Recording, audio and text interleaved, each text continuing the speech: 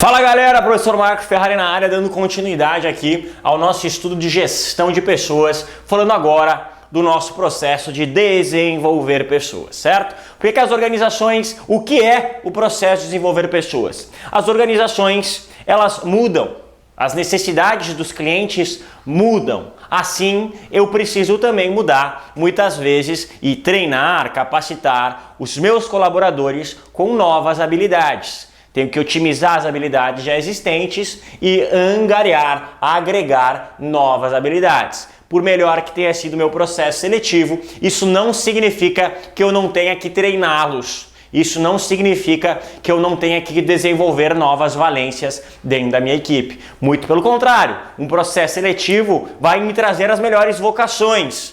Porém, eu posso adequar essas vocações dentro da minha organização. Então, o processo de desenvolver busca melhorar e agregar habilidades para que a organização possa trabalhar melhor. Olha o desenho que eu fiz aqui.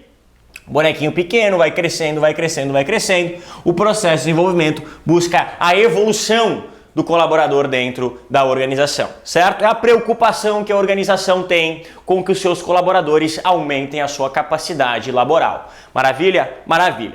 Primeira jogada que você tem que entender aqui é justamente a diferença entre treinamento e desenvolvimento. Assim como a gente tem aquela diferença entre recrutamento e seleção, que vocês bem lembram, eu também tenho uma distinção entre a palavra treinamento e desenvolvimento. De maneira geral, Marco, eu posso utilizar as duas como sinônimo?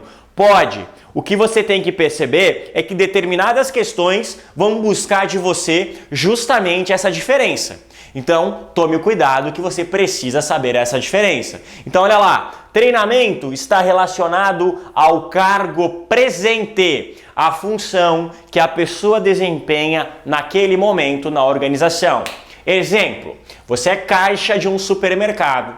Você é caixa de um supermercado e você é treinado para aprender a mexer naquele equipamento de cadastrar produtos ali, fazer os pagamentos e tudo mais, fazer com que aquela máquina reconheça os produtos. Você é capacitado a mexer naquela caixa registradora moderna que eles inventaram nos caixas de hoje, certo? Isso é treinamento. Você já é caixa e ocupa esse cargo no presente. Maravilha? Maravilha. Agora, está vago nesse mesmo supermercado a posição de gerente dos caixas.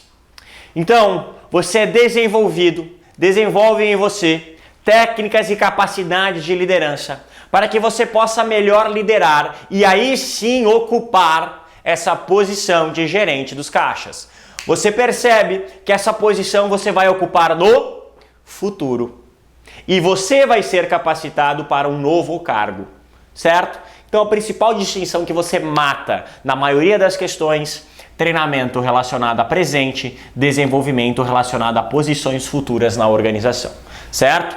Muitas organizações, principalmente no alto escalão, né, nível de diretor, tem o que a gente chama de escola de líderes, escolas de liderança, escolas de direção, escolas de gerência, que nada mais são do que desenvolvimento desses líderes dentro da organização para que eles possam ocupar essas posições estratégicas.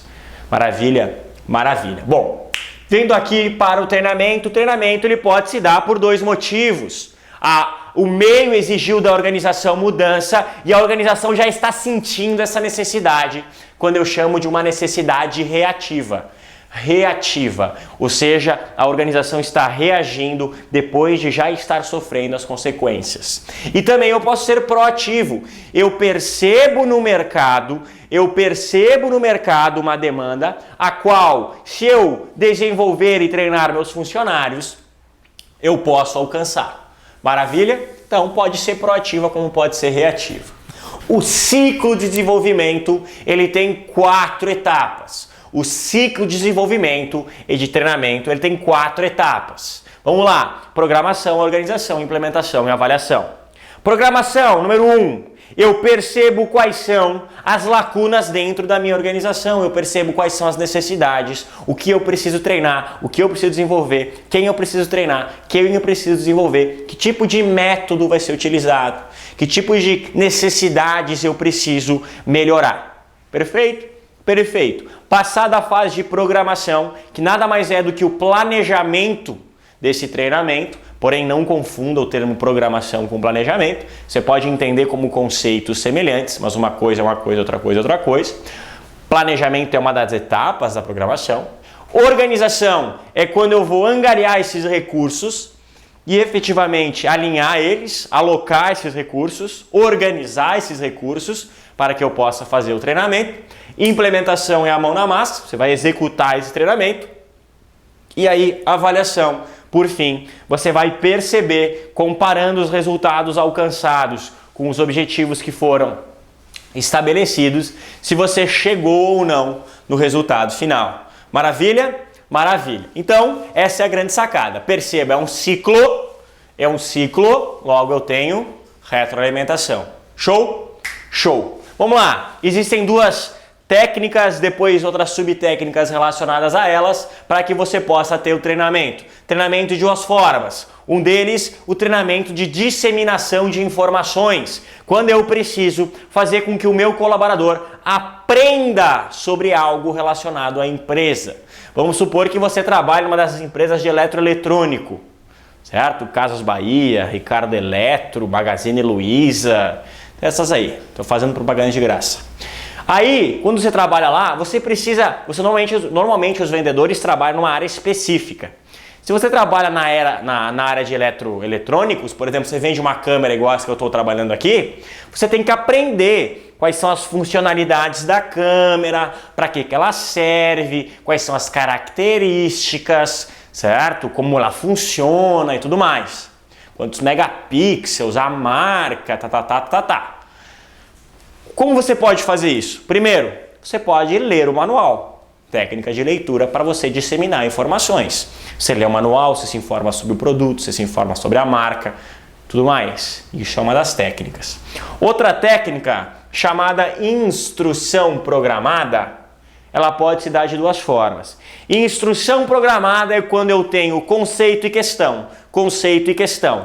Exemplo de leitura para disseminar informação no estudo. Leitura de lei seca, leitura de livro, apostila, leitura de exemplo de disseminação de informação através de instrução programada, leitura e resolução de exercício. Leitura e resolução de exercício. Maravilha? E essa resolução do exercício pode se dar de duas formas. Sistema linear ou extrínseco, aqui o bicho começa a pegar um pouquinho. Sistema linear ou extrínseco, quando eu simplesmente faço leitura daquela matéria e questões daquela matéria, leitura de outra matéria, questões de outra matéria, leitura de outra matéria, questões de outra matéria. Perceba, linear. Linear. Eu vou seguindo a evolução do conteúdo, certo? Você está estudando para administração, você estuda administração, aí você vai estudar PODC. Então você estuda planejamento, faz questão de planejamento. Você estuda organização, faz questão de organização. Você estuda direção, faz questão de direção. Você estuda controle, faz questão de controle. Sistema linear. Sistema ramificado ou intrínseco. É como o Enem busca, certo? É o que o Enem busca ultimamente. Já foi mais, hoje também, mas já foi mais. Como assim, Marco? Faz tempo, não sei nem o que é o Enem. Seguinte, você estuda um compilado de conteúdos, certo? E aí depois você começa a fazer questões que exigem mais do que um conteúdo. E aí você começa a ter esse sistema ramificado. Percebe a diferença do linear para o ramificado? O ramificado são questões muito mais complexas, certo? Não costume dizer que sistema linear é mais simples. Sistema linear é menos complexo, sistema ramificado é altamente complexo. Porque muitas vezes também se exige resolução de problemas que não são tão fáceis. Você tem que ter uma visão mais holística do conteúdo para que você possa matar as questões. Sistema ramificado. Maravilha? Ambas duas formas de disseminar informação. Mas também existem formas de aumento de habilidade. Uma delas é o que a gente chama de treinamento on the job, ou seja, treinamento no cargo. Como assim, Marco? Você chega, isso é muito comum em banco, isso é muito comum em supermercado, isso é muito comum em empresas de magazine, certo? Você chega lá e tá o cara com o crachazinho assim, em treinamento. O que está acontecendo? Treinamento, técnicas de aumento de habilidade e treinamento do cargo. Bota o cara na fogueira e vai vendo como é que o cara vai se dando. E ele vai aprendendo conforme as coisas vão acontecendo. Treinamento no cargo. Maravilha. Técnicas de classe, você reúne o grupo e você discute problemas que podem acontecer, você discute utilização e melhoria dessas habilidades. Certo? Isso aqui é o grupo. Relacionados também aos ciclos de controle de qualidade, quando a gente fala lá de qualidade, né? As pessoas que pós o trabalho sentam para discutir as melhores técnicas que foram utilizadas. Então, isso é uma técnica de classe. Maravilha? Maravilha, pessoal. Isso é gestão de pessoas, processo de desenvolvimento. Marco, se você tiver que apontar para mim a grande sacada. Eu sei que a gente falou bastante, mas a grande sacada está aqui, nessa diferença. Sem sombra de dúvida, a gente morre muito mais aqui do que aqui. Porque esse treinamento aqui a gente tem tranquilidade de fazer, entender o que é. Talvez a pegadinha mate a gente no linear ou no ramificado, mas muito tranquilo, certo? Mas muito tranquilo mesmo. O que mais derruba a gente é a conceituação desse processo de desenvolver pessoas. Maravilha? Show de bola, pessoal. Grande abraço, professor Marco Ferrari. Um beijo no coração. Até mais. Tchau, tchau.